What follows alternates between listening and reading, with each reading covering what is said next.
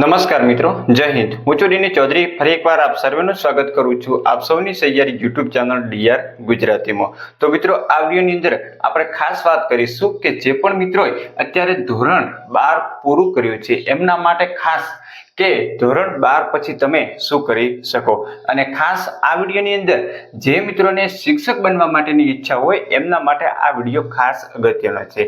કારણ કે ધોરણ 12 પછી તમારી જોડે ઘણા બધા વિકલ્પો હોય છે, તમે અલગ અલગ ફિલ્ડની અંદર જઈ શકો છો. પરંતુ જેમને ધોરણ 12 પછી માત્ર ને માત્ર શિક્ષકની ફિલ્ડમાં જવું હોય તો એમના માટે થોડુંક માર્ગદર્શન લઈને આ વિડીયો છે. આના સિવાય તમને યુટ્યુબ ઉપર ઘણા બધા વિડીયો મળી જશે, પરંતુ જો આ વિડીયો તમને થોડોક સારો લાગે તો અંત સુધી જતા રહેજો. અને ચેનલ પર નવો તો સબસ્ક્રાઇબ કરી બેલ આઇકન પ્રેસ કરી દો.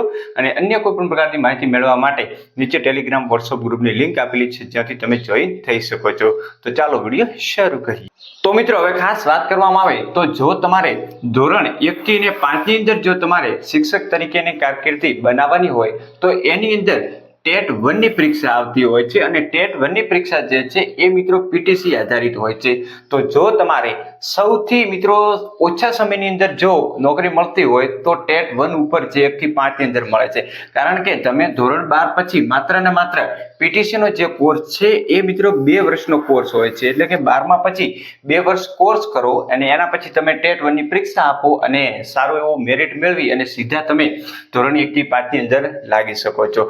બીજા નંબરની વાત કરવામાં આવે તો 6 થી 8 ની અંદર મિત્રો ગણિત વિજ્ઞાન, એના સિવાય ભાષા, સામાજિક વિજ્ઞાન, એની અંદર જો તમારે શિક્ષક બનવું હોય તો મિત્રો ટેટ 2 ની પરીક્ષા પાસ કરવી હોય. અને ટેટ 2 ની પરીક્ષા છે એની માટે તમારે ગ્રેજ્યુએશન હોવું જોઈએ પ્લસ પીટીસી અથવા તો બીએડ, આનામાંથી કોઈ પણ એક સાથે હોવું જોઈએ. તો જ્યારે તમે પીટીસી કરો છો, પીટીસી એ મિત્રો રેગ્યુલર કોર્સ છે, એ એક્સ તરીકે થતો નથી.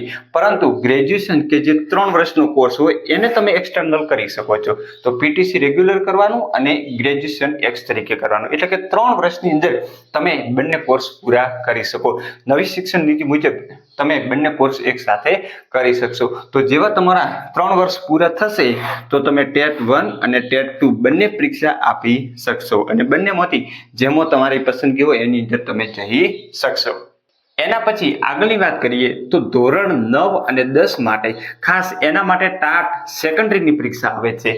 અને એની માટે તમારે ગ્રેજ્યુએશન પ્લસ બીએડ ફરજિયાત હોવું જોઈએ. તો અત્યારે જો તમે પીટીસી કરો છો, એના પછી ગ્રેજ્યુએશન કરો છો અને જો તમે કદાચ 6 થી 8 અથવા તો 1 થી 5 ની અંદર નોકરી કરો છો તો તમે એના પછી બીએડ જે છે એ તમે એક્સટર્નલ તરીકે કરી શકશો, અથવા તો તમે રેગ્યુલર કરી શકશો અથવા એક્સટર્નલ કરી શકશો. અને જો તમારી પાસે બીએડ લાયકાત છે તો તમે આ જે ટાટ સેકન્ડરીની પરીક્ષા આપી શકશો. અને આ ભરતી જે સીધી માર્ક્સ આધારિત થતી હોય છે.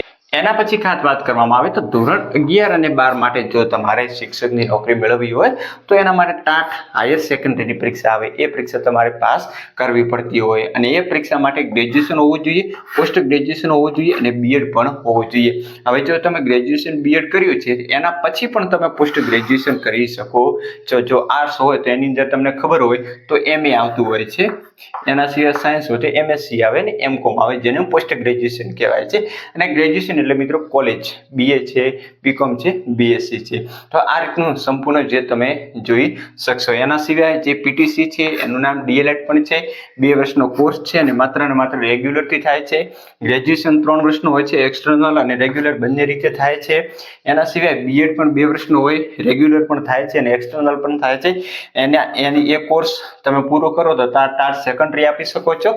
અને જ્યારે તમે પોસ્ટ ગ્રેજ્યુએશન પૂરું કરો છો એ પણ 2 વર્ષનું આવે છે, એના પછી તમે ટાટ હાયર સેકન્ડરીની પરીક્ષા પણ આપી શકો છો. તો આની અંદરથી તમને થોડીક માહિતી મળી ગઈ હશે. તો સારામાં સારું બેસ્ટ ઓપ્શન છે અત્યારે મિત્રો, કારણ કે તમને ખબર હોય તો શિક્ષકોની ભરતીનું જે કેલેન્ડર આવ્યું છે એની અંદર સૌથી વધુ ટેટ 1 એટલે કે 1 થી 5 ની જગ્યાઓ છે અને જેની અંદર ટેટ 2 2030 સુધી કોઈ ભરતી પણ બતાવી નથી. તો અત્યારે તમારી પાસે 2 ઓપ્શન છે, પીટીસી અને ગ્રેજ્યુએશન એક્સટર્નલ એક સાથે કરી અને તમે 2 પરીક્ષાઓ પાસ કરી શકો. એના પછી તમે 2 વર્ષ બીએડનો કોર્સ કરી અને જે માધ્યમિક અને એના પછી પોસ્ટ ગ્રેજ્યુએશન કરી અને ઉચ્ચતર માધ્યમિક સુધી તમે પહોંચી શકો છો.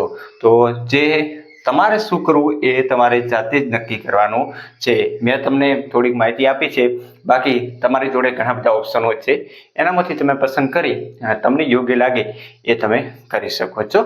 તો બસ આજના વિડીયો એટલું જ. ફરી મળશું નવી અપડેટ સાથે નવા વિડીયોમાં. ત્યાં સુધી જય હિન્દ, જય ભારત. Thanks for watching.